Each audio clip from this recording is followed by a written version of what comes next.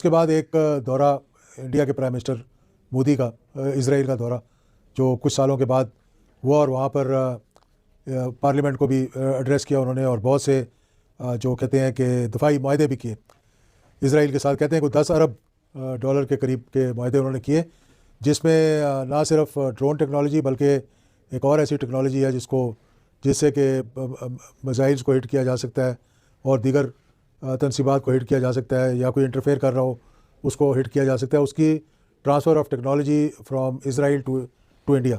तो ये शुरू से कहा जा रहा है कि हिंदुस्तान और इज़राइल का जो गठजोड़ है ये एक बड़े भाई छोटे भाई वाला है।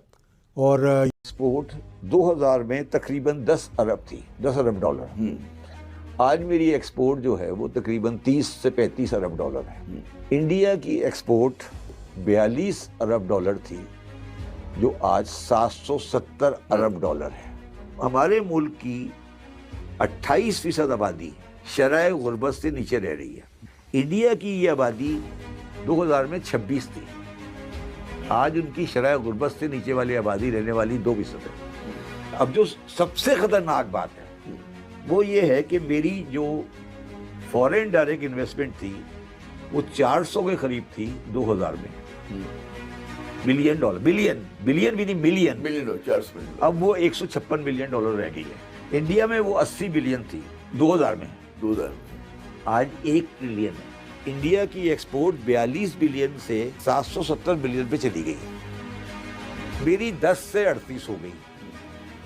पैदा करो, मैं तो कह रहा हूँ पैदा करो, मगर अमीर पैदा करो ना।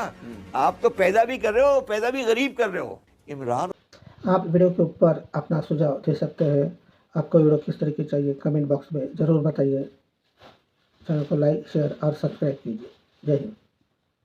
ब्रिगेडियर साहब, बड़ा दुख हो रहा है पूरी मुस्लिम उम्मा को जब हम देखते हैं कि अमेरिका का एक सेक्रेटरी ऑफ वॉर हमारे मजहब की तौहीन करता है। International court of justice, international criminal court में उनके खिलाफ जाना चाहिए। डोनाल्ड ट्रंप जो जंगे करवा रहा है पूरी दुनिया में, उसको मैन ऑफ पीस कहते हैं, लेकिन हम जानते हैं कि इजराइल के जहाज तो ईरान के ऊपर उड़ रहे हैं और हमारे बॉर्डर पे आ चुके हैं, और नेतन्याहू कह चुका है ईरान के बाद पाकिस्तान। क्या वजह है हम इतने कमजोर पड़ गए as Muslims, as a nation? Brigadier साहब। नहीं जी, मैं थोड़ा सा डिफर करूंगा। वी आर नॉट वीक, और ना ही हमने कोई कमजोरी दिखाई है। We are a nuclear nation, we are very confident. हमारा और ईरान में कोई मुमासलत नहीं है, ना फॉरेन पॉलिसी में, ना हमारी जौहरी सलाहियत में, और ना दीगर जो हमारे elements of national power potential है। और हम सिक्योर हैं अपनी कैपेबिलिटीज़ में।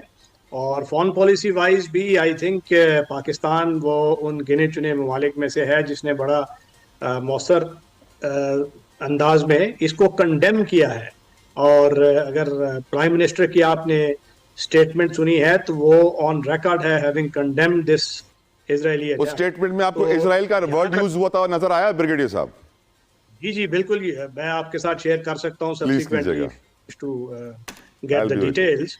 और जो तौहीन मजहब हुई है, जो सेक्रेटरी ऑफ वॉर ये कह रहे हैं, जिसके लिए थॉमस कीथ साहब ने ट्वीट किया, या अमेरिकन ऐसा ट्वीट कर रहे हैं, वो कहते हैं American secretary of war openly insults Islam, declaring that regimes that believe in Islamic prophetic illusions cannot possess nuclear weapons। अब ये दुनिया के क्रिश्चियंस ये बात कर रहे हैं कि ये सेक्रेटरी ऑफ वॉर इस्लाम की तौहीन कैसे कर सकता है। ब्रिगेडियर साहब, आप क्यों नहीं ये बात कर रहे हैं? देखिए, इसको देखना पड़ेगा, और ये तो किसी भी मौजूद माशरे में ऐसी चीज उसको इजाजत सर, मुसलमानों ने अभी तक इसको देखा भी नहीं है। इस बात का अफसोस नहीं करूं मैं आपसे सर? नहीं, अफसोस आप, क्योंकि मैंने इसको तफसील से उस ट्वीट को, उसके जो कंटेंट्स हैं उसको देखा नहीं है। मे बी के उसकी लैंग्वेज ऐसी है जिसमें वो उनका कहने का मकसद कुछ और हो, बट ये तो कंडेमनेबल। अगर वो उन्होंने वो बात की है तो उसको तो कोई भी जी शऊर जो है अप्रिशिएट नहीं कर सकता, और सही मानों में कंडेम करना चाहिए। तो इस्लामी मुल्क जो हमारी OIC है, ये इसका फर्ज बनता है ना कि इसमें एक इजलास बनाए। सर, अक़वाम मुत्तहिदा एक डमी इदारा बन गया है, अमेरिका UN को छोड़ के चला गया है, आप OIC में कैसे उम्मीदें लगा रहे हैं हुजूर?